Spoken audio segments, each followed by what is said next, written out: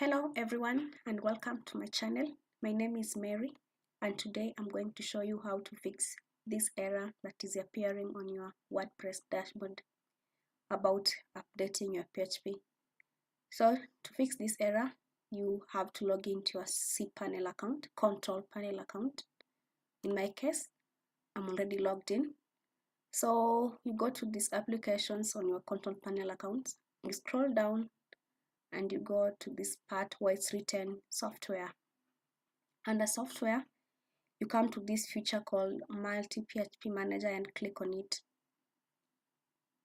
Under the multi PHP manager screen, you will see the number of domains that are hosted on your server. They might be more than one, but in my case it's only one. So I'll only select this domain and by clicking on this box on my left, and then I come here and click on the drop down arrow and select the recommended PHP version. To know which PHP version that has been recommended for you, you will see it here on your WordPress dashboard. You go back to your WordPress dashboard and here you will see the minimum recommended version of PHP is 7.4 for my case right now. Maybe for yours will be different.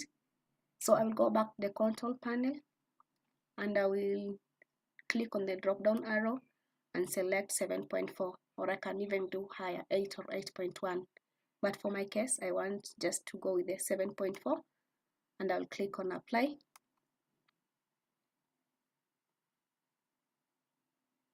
And up here, you will see successfully applied. Then I'll go back to my WordPress dashboard and I will refresh this window. And there you go. The error has disappeared.